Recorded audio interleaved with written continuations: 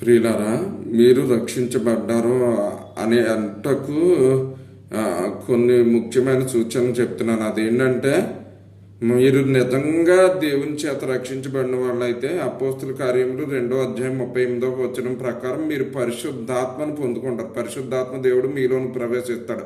అప్పుడు దాకా ఆయన మీలోనికి రాడు.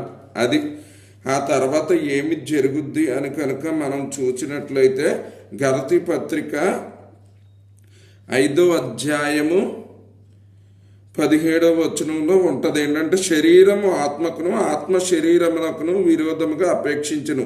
ఇవి ఒకదానికొకటి వ్యతిరేకంగా ఉన్నవి గనక మీరు ఏవి నిశ్చయించరో వాటిని చేయకుందురు అని చెప్పి అంటే మనకి ఇన్నర్గా ఫైట్ జరుగుద్ది. ఎందుకంటే దేవుని ఆత్మ అప్పుడు దాకా మనలో లేదు, కానీ దేవుని ఆత్మ మీరు రక్షించబడటం వలన, దేవుని ఆత్మ మీలోనికి రావడం వలన అప్పుడు మనం ఆల్రెడీ పాప శరీరంతో పాప లోకంలో ఉన్నాం కనుక దానికి ఆ శరీరానికి ఈ ఆత్మకు యుద్ధం జరుగుద్ది అనమాట. చాలా సఫర్ అవుతాం అనమాట.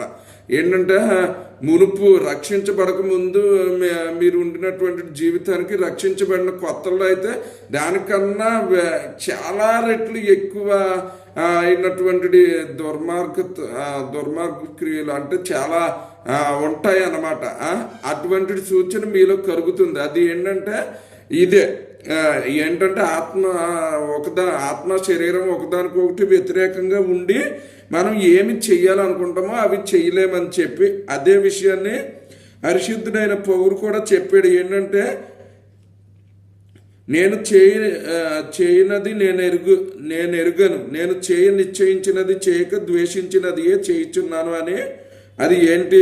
రోమపత్రిక 7:15 ఉంటుంది. అలాగే అదే అధ్యాయంలో 18 మేలైనది చేయవలనని కోరిక నాకు కలుగుచున్నది, కానీ దాన్ని చేయుట నాకు కలుగటలేదు. నేను మేలు చేయక చేయగోరని కీడు చేయుచున్నాను అని చెప్పి ఇది అనమాట. నిజంగా మీరు రక్షించబడితే ఈ పోరాటం అనేది మీలో దినదినం ఉంటుంది. దానివలన ఏంటంటే, ముందు రక్షింపబడక ముందే బెటర్ అని అనిపిస్తుంది చూసేవాళ్ళకి. మీరు సైతం నేనేంటి ఇలాంటివి చేస్తున్నాను, నేను నిజంగా రక్షించబడ్డాను అనేటువంటి అనుమానాలు కూడా మీకు కలుగుతూ ఉంటాయి. కనుక అది సూచన అనమాట.